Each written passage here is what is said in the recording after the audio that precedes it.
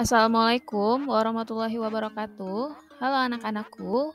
Hari ini kita akan memulai pembelajaran tematik kelas 4, tema 5, pahlawanku, subtema 2, pahlawan kebanggaanku, muatan ilmu pengetahuan alam. Nah, sebelum memulai pembelajaran hari ini, jangan lupa untuk berdoa terlebih dahulu ya.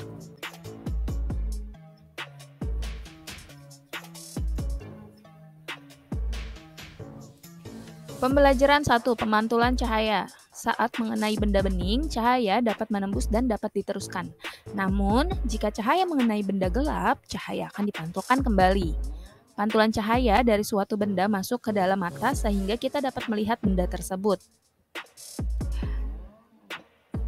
Berikut macam-macam pemantulan cahaya. Pertama, ada pemantulan cahaya teratur. Pemantulan cahaya teratur terjadi ketika cahaya mengenai benda yang memiliki permukaan rata. Contohnya seperti cermin datar dan permukaan air yang tenang. Yang kedua, ada pemantulan cahaya tidak teratur. Pemantulan cahaya tidak teratur terjadi ketika cahaya mengenai benda yang memiliki permukaan tidak rata. Contohnya permukaan jalan yang berbatu. 1. Pemantulan cahaya teratur. Pemantulan cahaya teratur pada cermin. Kemudian ada pemantulan cahaya teratur pada permukaan air danau yang tenang. Yang kedua ada pemantulan cahaya tidak teratur. Pemantulan cahaya tidak teratur pada permukaan air yang bergelombang. Pembelajaran 3, alat optik. Nah, yang pertama ada loop. Loop terbuat dari sebuah lensa cembung. Loop dapat membantu kita melihat benda-benda berukuran kecil, misalnya tulisan di buku. Akan tetapi, perbesaran yang dilakukan loop terbatas.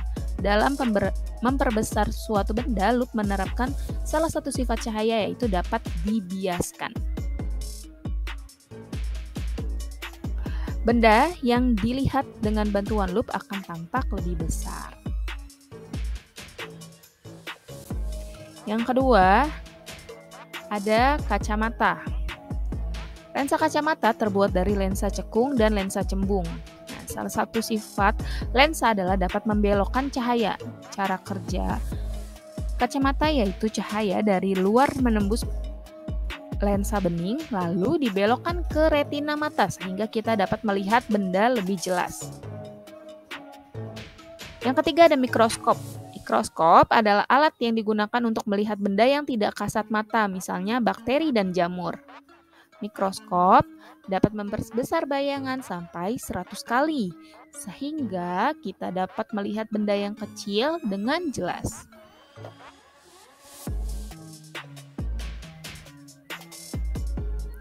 Yang keempat ada teleskop.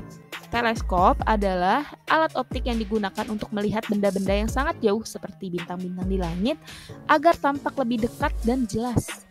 Teleskop memiliki 3 fungsi utama, yaitu untuk mengumpulkan cahaya sebanyak mungkin dari sebuah objek untuk memfokuskan cahaya sehingga tercipta gambar yang tajam. Kemudian ada periskop. Periskop ini merupakan alat optik untuk mengamati suatu objek dari posisi tersembunyi. Periskop sederhana dapat dibuat dengan menggunakan tabung yang diberikan cermin paralel yang saling berhadapan dengan sudut 45 derajat pada setiap sisinya. Berikut seperti contoh penggunaan periskop.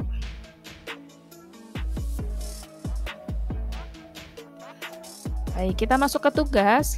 Tugas kalian hari ini yaitu membuat loop sederhana. Nah, kalian bisa buka buku kalian di halaman 81. Di situ sudah ada langkah-langkah cara pembuatan loop sederhana. Sini juga ada yang kalian butuhkan. Alat dan bahannya adalah kantong plastik bening atau botol plastik yang permukaannya rata. Kemudian air dan kertas dengan tulisan kecil. Nah, cara membuat loopnya, isilah kantong plastik dengan air, kemudian ikat dengan kencang. Kemudian letakkan kertas dengan tulisan kecil di bawah kantong plastik. Amatilah dan bandingkan tulisan asli dengan tulisan yang terlihat di plastik. Nah, pertanyaannya, jika kalian sudah melakukan percobaan tersebut, pertanyaannya adalah, adakah perbedaan antara ukuran tulisan asli dan ukuran tulisan yang dilihat dari plastik? Nah, apa kesimpulanmu setelah melakukan percobaan tersebut? Kirimkan video percobaanmu ke GCR kelas dan tuliskan jawaban kalian dari pertanyaan tersebut di buku kalian. Oke. Baik, terima kasih sudah menyimak pembelajaran hari ini. Semoga bermanfaat. Kurang lebihnya mohon maaf. Wassalamualaikum warahmatullahi wabarakatuh.